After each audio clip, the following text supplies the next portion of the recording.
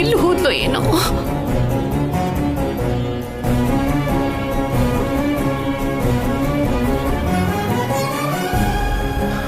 ಅನಾವಶ್ಯಕವಾಗಿ ಅತ್ತೆಗೆ ಹೇಳ್ದೆ ಅನ್ಸುತ್ತೆ. ಭಯ ಪಟ್ಕೊಂಡು ಮಾವನ್ಗೇನಾದ್ರೂ ಹೇಳ್ಬಿಟ್ರೆ.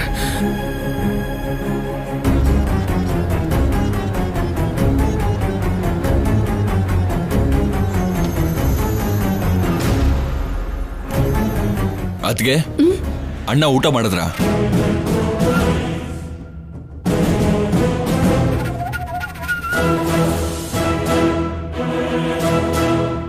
ನೋಡು, ರಾಜಾರಾಮ್ ಬಂದ.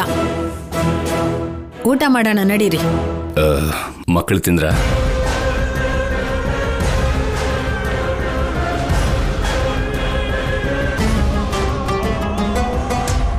ಏನ್ ಹೇಳೋದು, ಆವಾಗ್ಲೇ ತಿಂದ್ರು ಮಾವ.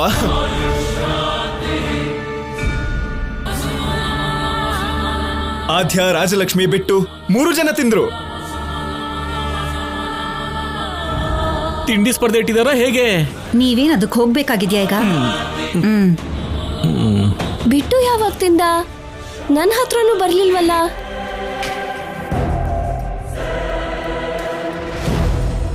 ಅದ್ಕೆ ಹತ್ರ ಇಲ್ಲ ಅಂದ್ರೆ ರಾಜಲಕ್ಷ್ಮಿ ಹತ್ರ ಇದ್ನಲ್ವಾ, ಅಲ್ಲೇನಾದ್ರೂ ತಿನ್ನ. ನಾನು ಹೇಳ್ತಿದ್ರೆ ನಂಬದೇ ಇಲ್ವಲ್ಲ ಮಾವ. ಸಮಯಕ್ಕೆ ಸರಿಯಾಗಿ ತಿಂದ್ರೆ ಸಂತೋಷ, ಆದ್ರೆ ಸಮಯಕ್ಕೆ ಮುಂಚೆನೆ ತಿಂದ್ರೆ ಸಂದೇಹ.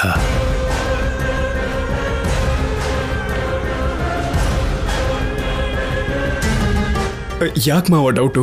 ಹೆಣ್ಮಕ್ಳಿಗೆ ಅಷ್ಟು ಹಸುವಾಗುತ್ತಾ ಅಂತ. ಆಟ ಆಡಿದ್ರೆ ಹಸುವಾಗುತ್ತಲ್ಲ ಮಾವ.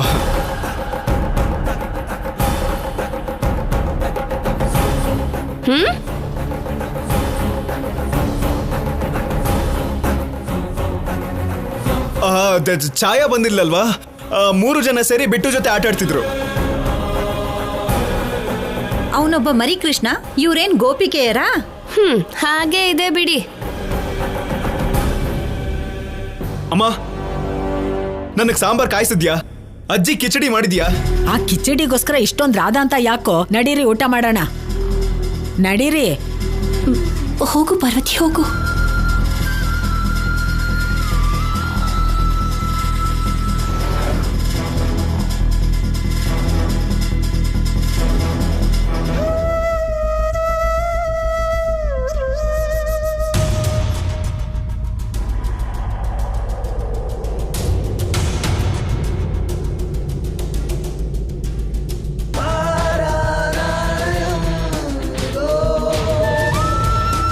ಅಯ್ಯೋ ದೇವ್ರೆ, ಈ ಮಕ್ಕಳು ಇಷ್ಟು ಕತ್ಲಾದ್ರೂ ಇನ್ನೂ ಮನೆಗೆ ಬರ್ಲಿಲ್ವಲ್ಲ. ಸೀನು ಏನೋ ಒಂದು ಹೇಳಿ ಇವ್ರಿಗೆ ಅನುಮಾನ ಬರ್ದಿರೋ ಹಾಗೆ ಮಾಡಿದ್ದಾನೆ. ಆದ್ರೆ ಆ ಥರ ಹೇಳಿದ್ದು ಸುಳ್ಳಲ್ವಾ? ಒಳ್ಳೆ ಹುಡುಗ ಅವನು. ಆದ್ರೆ ಇವರಿಂದ ಇವನ ಕಷ್ಟದಲ್ಲಿ ಸಿಕ್ಕಾಕೊಳ್ತಿದ್ದಾನೆ.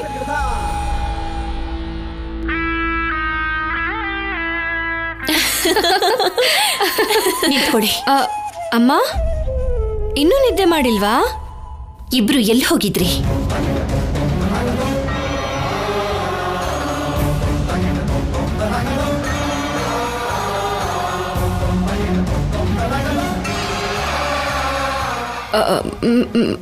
ಮೈದಾನದಲ್ಲಿ ಹಾಕಿ. ಸಾಕ್, ನಿಲ್ಸು.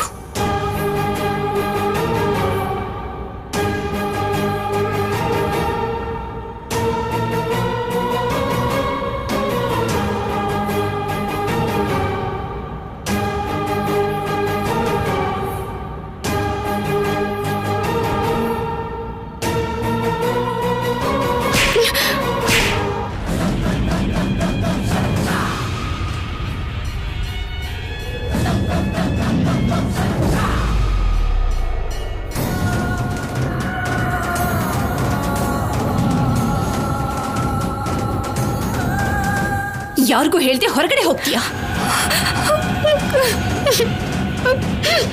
ಹೊರಗಡೆಗೆ ಹೋಗಿದ್ದು ಅಲ್ಲದೆ ನಿಕ್ಕರ್ ಹಾಕೊಂಡು ಆಡಿದ್ಯಲ್ಲ, ನಿನಗೇನು ಹೇಳೋರ್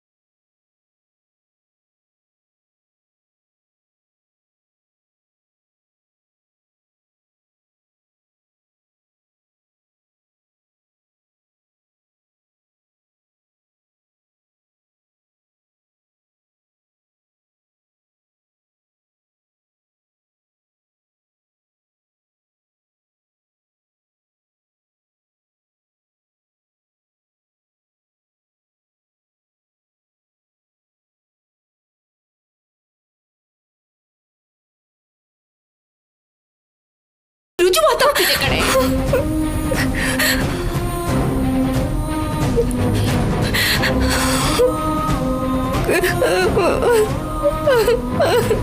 ನೀನು ಹೀಗೆ ನಡೀತಿದ್ರೆ ನಿನ್ನನ್ನು ನನ್ನನ್ನು ಈ ಮನೇಲಿ ಇರೋದಕ್ಕೆ ಬಿಡ್ತಾರೆ ಅನ್ಕೊಂಡಿದ್ಯಾ ನೀನು?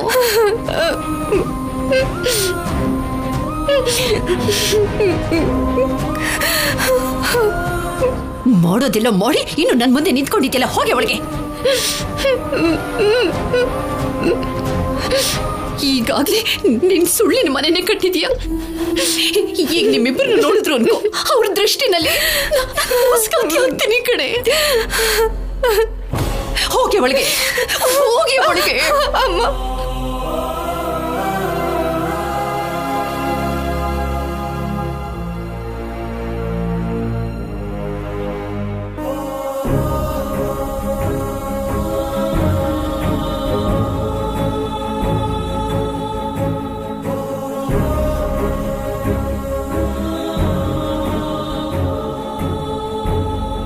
ನೀವ್ ನನ್ನ ಈ ಕೋಪದಿಂದ ನೋಡೋ ಅವಶ್ಯಕತೆ ಇಲ್ಲ. ನಾನು ನಿಮ್ಮೇಲ್ ಕೋಪ ಮಾಡ್ಕೋಬೇಕು. ರಾಜಲಕ್ಷ್ಮಿ ಶಾರ್ಟ್ಸ್ ಹಾಕೊಂಡು ಆಟ ಆಡಿದ್ಲು ಅಂತ ಅವಳು ಕೆನ್ನೆಗೆ ಹೊಡೆದಿದ್ದು ನೀವು. ಚೆನ್ನಾಗಿ ಆಡಿದ್ಲು ಅಂತ ಚಪ್ಪಾಳೆ ಹೊಡೆದ್ರು ಅಲ್ಲಿದ್ದಿದ್ದ ಜನ. ರಾಜಲಕ್ಷ್ಮಿ ಆಡಿದ್ರೇನೆ ಗೆಲ್ಲೋದು, ಅವಳಿಂದಾನೆ ಓದಿನ ವಿಷಯದಲ್ಲಿ ಗೆಲ್ತೀವಿ ಅಂತ ಅವಳ ಜೊತೆ ಓದೋರೆಲ್ಲ ಅವಳ ಟ್ಯಾಲೆಂಟ್ ಬಗ್ಗೆ ಹೇಳಿದ್ದಕ್ಕೆ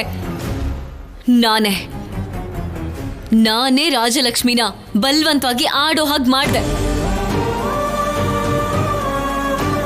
ಪಾಪ ಸ್ಟೂಡೆಂಟ್ಸ್ಗಳ ಭವಿಷ್ಯಕ್ಕೆ ಭರವಸೆ ಹೆಚ್ಚಿಸೋದಕ್ಕೆ ಅಂತ ಕೈಯಲ್ಲಿ ಹಾಕಿ ಸ್ಟಿಕ್ ಹಿಡ್ಕೊಂಡಿದ್ದ ರಾಜಲಕ್ಷ್ಮಿನ ತಪ್ಪು ಮಾಡಿರೋ ಹಾಗೆ ಶಿಕ್ಷೆ ಕೊಟ್ಟಿದ್ದೀರಾ.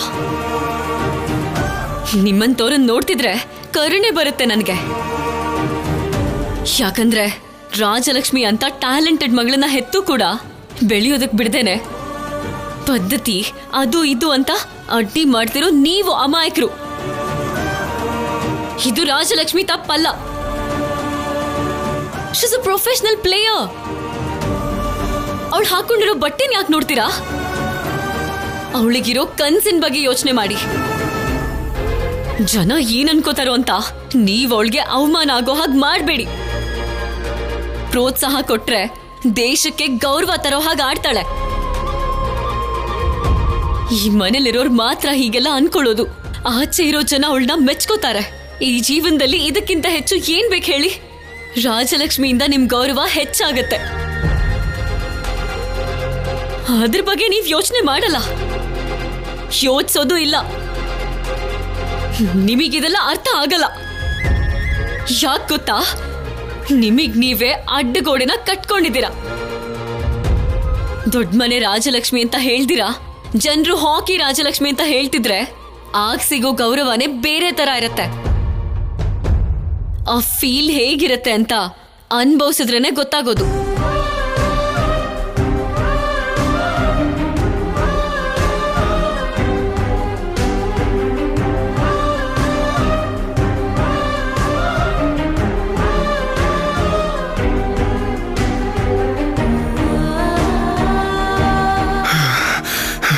ಮನೆಯವ್ರನ್ನೆಲ್ಲ ಇಷ್ಟು ಬೇಗ ಊಟ ಮಾಡಿ ಕಳ್ಸೋದಕ್ಕೆ ನನ್ನ ಜೀವನೇ ಬಾಯಿಗೆ ಬಂದ್ಬಿಡ್ತು. ಅಷ್ಟಕ್ಕೂ ಇವ್ರು ಯಾಕೆ ಬರಲಿಲ್ಲ?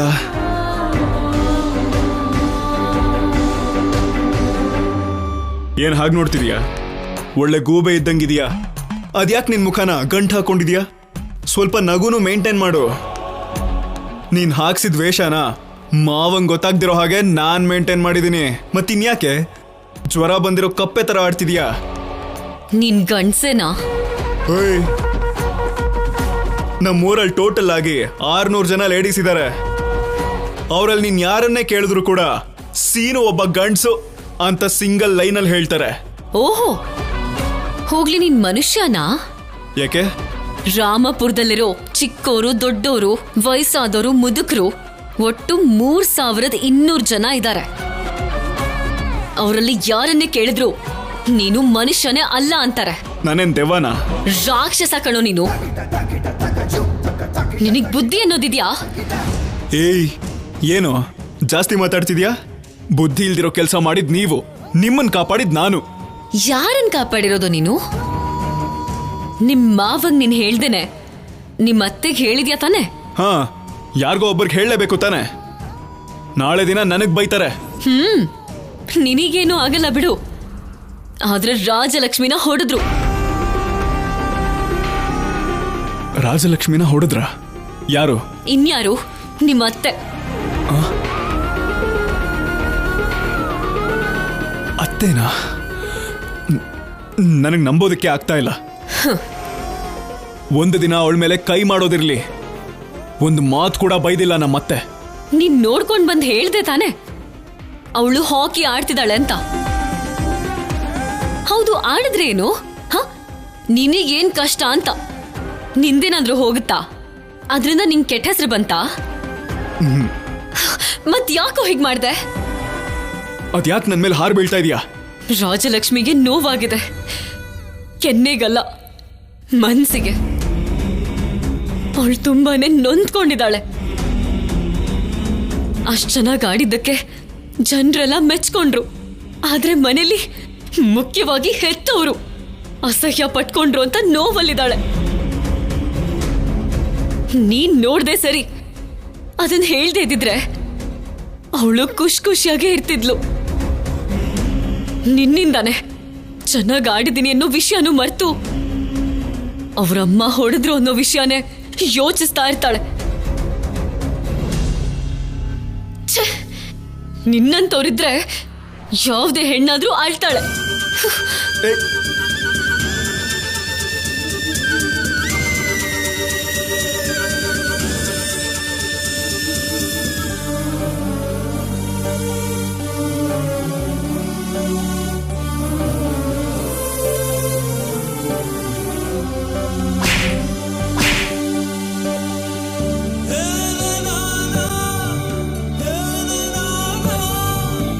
ನಮ್ಮನೆ ಸಂಸ್ಕಾರನ ಹಾಳು ಮಾಡಕ್ ನೋಡ್ತಿದ್ಯಲ್ಲೇ. ಅವರ ಆದರ್ಶಗಳಿಂದ ನೀನು ದೂರ ದೂರ ಹೋಗ್ತಿದ್ಯಾ.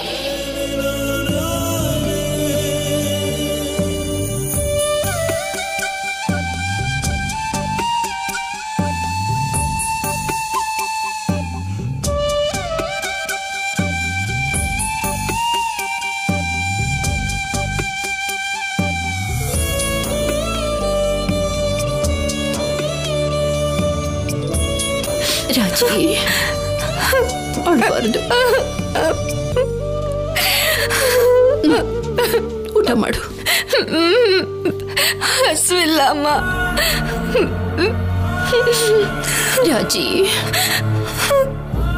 ಈ ಅಮ್ಮನ ಮೇಲಿರೋ ಕೋಪನ ಊಟದ ಮೇಲೆ ತೋರಿಸ್ತಿದ್ಯಲ್ಲೇ. ತಿನ್ನು ಕಂದ. ಅಮ್ಮ, ನಿನ್ ಮೇಲೆ ನನಗೆ ಕೋಪ ಇಲ್ಲ ಅಮ್ಮ.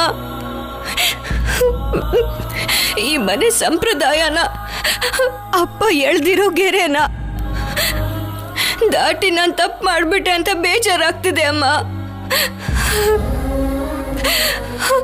ಅಷ್ಟಕ್ಕೂ ನಾನು ಆಡ್ಬೇಕು ಅಂತ ಅನ್ಕೊಂಡಿರ್ಲಿಲ್ಲ ಅಮ್ಮ. ನಾನು ಆಡದೆ ಹೋದ್ರೆ ನಮ್ಮ ತಂಡ ಸೋತ್ ಹೋಗ್ತಾರೆ ಅಂತ ಆ ಮಾಸ್ಟರ್ ಮತ್ತೆ ಆ ತಂಡದವರು ನನಗೆ ಆಡು ಅಂತ ಒತ್ತಾಯ ಮಾಡಿದ್ರು ಅಮ್ಮ. ಕೇಳಿದ್ದಕ್ಕೆ ಆ ಸಮಯಕ್ಕೆ ಹಸುವು ಅಂತ ಮನೆಗೆ ಬಂದವ್ರಿಗೆ ಅಮ್ಮ ತೋರಿಸೋ ಅಭಿಮಾನನೇ ನೆನಪಾಯ್ತು. ಸಹಾಯ ಬೇಕು ಅಂತ ಯಾರಾದ್ರೂ ಕೈ ಚಾಚಿದ್ರೆ ಸಹಾಯ ಮಾಡೋ ಅಪ್ಪನೇ ನೆನಪಿಗೆ ಬಂದ್ರು. ಊರಿಗೋಸ್ಕರ, ಕಾಲೇಜ್ಗೋಸ್ಕರ ನಾನು ಆಡ್ದೆ ಅಮ್ಮ. ಆ ತಂಡನ ಗೆಲ್ಲಿಸ್ಬೇಕು ಅನ್ಕೊಂಡೆ. ಆದ್ರೆ ನಮ್ಮನೆಯಲ್ಲೇ ಸೋತೋದೆ ಅಮ್ಮ. ರಾಜಿ, ಅದಕ್ಕೆ ನೋವಾಗ್ತಿದೆ.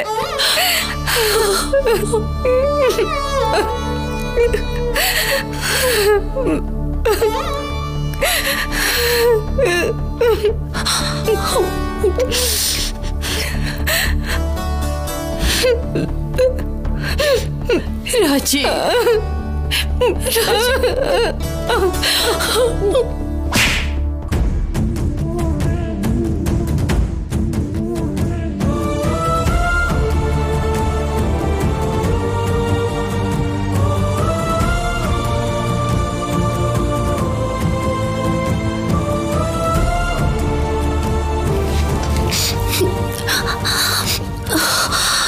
ರಾಜಿ ಹೇಳಪ್ಪ, ಅಳಬಾರ್ದು ಅಳಬಾರ್ದು ಕಂದ.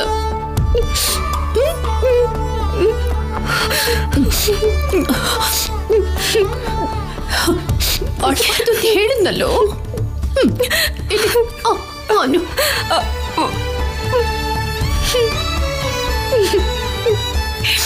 ನೋಡು, ಪ್ರತಿ ಹೆಣ್ಮಕ್ಳಿಗೂ ಅವ್ರದ್ದೇ ಆದ ಆಸೆಗಳು, ಇಷ್ಟಗಳು, ಆಕಾಂಕ್ಷೆಗಳು ಎಲ್ಲ ಇರುತ್ತಪ್ಪ. ಅದನ್ನೆಲ್ಲ ಪೂರೈಸೋದು ಮದುವೆಗೆ ಮುಂಚೆ ಅಪ್ಪ, ಮದುವೆ ಆದ್ಮೇಲೆ ಕೈ ಹಿಡಿದ ಗಂಡ. ಅದನ್ನೆಲ್ಲ ದಾಟಿ ಹೋಗ್ಬಿಟ್ವಿ ಅಂತ ಇಟ್ಕೋ, ನಾವು ಒಂಟಿ ಆಗ್ಬಿಡ್ತೀವಿ ಕಣೋ. ಒಂಟಿ ಆಗೋದಷ್ಟೇ ಅಲ್ಲ, ಜೀವನದಲ್ಲಿ ಸೋತ್ ಹೋಗ್ತೀವಿ. ಅದಕ್ಕೆ ಕಣೋ ರಾಜಿ ಹೇಳೋದು, ಕೈ ಹಿಡಿಯೋರು ಇಲ್ಲದೆ ಹೋದ್ರೆ ನಾವು ಮುಂದುವರಿಬಾರ್ದು. ಆಯ್ತಮ್ಮ.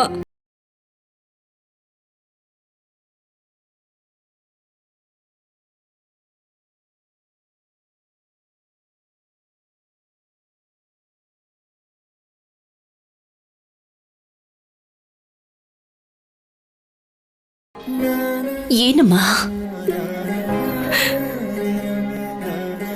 ಅಪ್ಪನ ಜೊತೆನೂ ಇರದೆ, ಅಪ್ಪನ ಜೊತೆ ಮಾತು ಆಡ್ದೆ ನೀನು ಒಂಟಿ ಜೀವನ ನಡೆಸ್ತಾ ಇದೆಯಾ ಅಲ್ವಮ್ಮ? ಮತ್ತೆ ನೀನು ಹೇಗ್ ಸಂಭಾಳಿಸ್ತಿದ್ಯಮ್ಮ?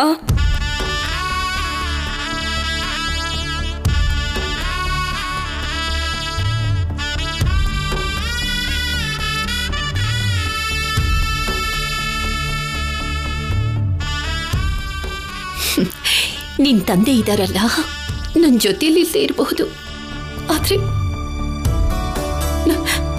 ನನ್ನ ಹೃದಯದಲ್ಲಿದ್ದಾರೆ ಕಣೋ. ನನ್ನ ಕೈ ಹಿಡಿದು ನಡೆಸ್ತಿರ್ತಾರೆ. ನನ್ನ ಬದುಕಿನಲ್ಲಿ ಯಾವುದೇ ಸಮಸ್ಯೆ ಬಂದ್ರು ಅವರೇ ಅದನ್ನ ನಿವಾರಿಸೋದು. ಅದರಿಂದ ಗೆಲ್ಸೋದು ಕೂಡ ಅವರೇ.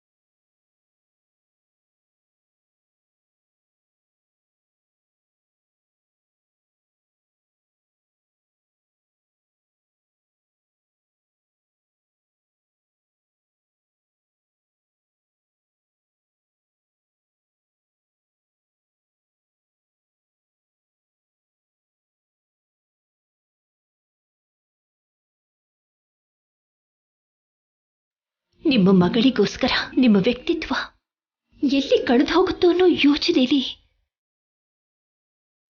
ನಿಮಗೆ ಇಷ್ಟವಾಗಿರೋ ನಿಮ್ಮ ಹೆಂಡತಿನ ಎಷ್ಟು ದೂರ ಇಟ್ಬಿಟ್ಟಿದ್ದೀರಾ ರೀ. ಆದ್ರೆ ರಾಜಲಕ್ಷ್ಮಿ ನಿಮ್ಮ ಗೌರವನ ಕಳೆಯೋ ಕೆಲಸನಾಗ್ಲಿ, ನಿಮ್ಮ ವ್ಯಕ್ತಿತ್ವನ ಕಡಿಮೆ ಮಾಡೋಂಥ ಕೆಲಸನಾಗ್ಲಿ ಅವಳು ಮಾಡಿಲ್ಲ ರೀ. ನೀವೇನೇ ಸಂಕಲ್ಪ ಮಾಡಿದ್ರು ನಿಮ್ಮ ಗೌರವನ ಉಳಿಸ್ಕೊಳ್ಳೋದಕ್ಕೋಸ್ಕರ, ನಿಮ್ಮ ಮೌಲ್ಯಗಳನ್ನ ಉಳಿಸ್ಕೊಳ್ಳೋದಕ್ಕೋಸ್ಕರ ಮಾಡ್ತೀರಾ ಅಲ್ವರಿ? ಅದೇ ರೀತಿ ಅವಳು ಕೂಡ ಗೌರವಕ್ಕೋಸ್ಕರ, ತನ್ನ ಕಾಲೇಜಿನ ಮರ್ಯಾದೆನ ಉಳಿಸ್ಕೊಳ್ಳೋದಕ್ಕೋಸ್ಕರ ಆ ಆಟನ ಆಡಿದ್ಲು, ಅದರಲ್ಲಿ ಗೆದ್ಲು ಕೂಡ.